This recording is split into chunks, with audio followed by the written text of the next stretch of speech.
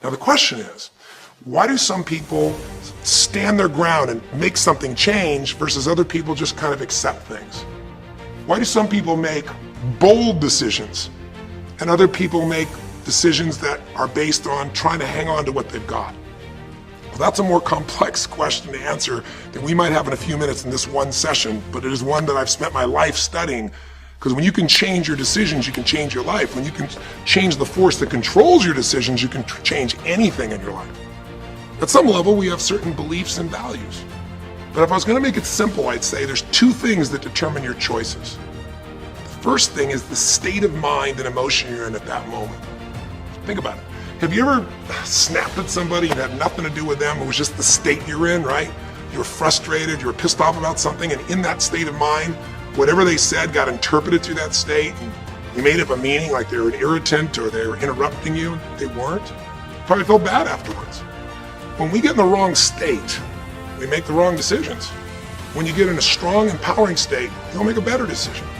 Learning how to direct your state is a big part of what my work is with people, and it's a big part of what I do in my seminars. But the other thing that affects your decisions would be what I would call your story or your blueprint. We all have kind of a story about how our life is supposed to be. It comes from a set of life experiences, interpretations. Some people think life is all about getting theirs. Some people think life is about growing and contributing. Some people think life is about making judgments. Some people think life is about saving other people's lives. Some people think life is about being successful. Some people think God is the basis of everything, and the way to know God is to go through life in a very specific way, with a set of rules, and they follow it. And that's what they believe. Whatever your story is, whatever your blueprint is just another way of saying whatever you believe is how your life is supposed to be. At some level, we either follow that blueprint or we fight it. If we follow it or we fight it, we're going to find that we're going to bump into things in life where life isn't always the same as we expected or think it should be. And that's when we start to experience stress.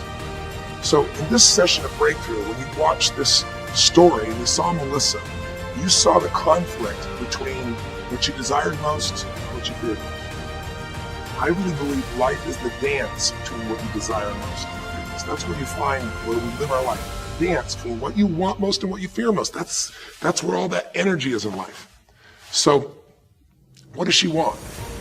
She wants to be famous. She wants to be able to sing and have everyone hear her voice and be able to touch everyone. She wants to contribute. She wants to share her gift.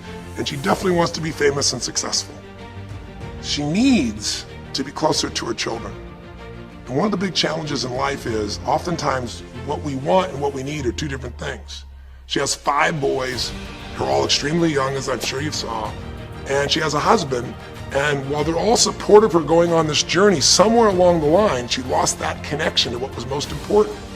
Now, is she a bad person to make bad decisions? No, good people make bad decisions when they get in lousy states, when our ego gets involved, or when we start believing our story. And here was the story she had. Being a mom's important, but the bigger gift God gave me is my singing voice. And once we get seduced into a particular story and we start to believe it, it takes a hold of our life and it controls all of our choices. And then pretty soon, bad choice on top of bad choice on top of bad choice start to affect our life. Can you relate? How many times you've made some choices that you wish like hell you would have made a different decision back then, or that no one ever knows the stupid decisions you made? I know I can relate to that.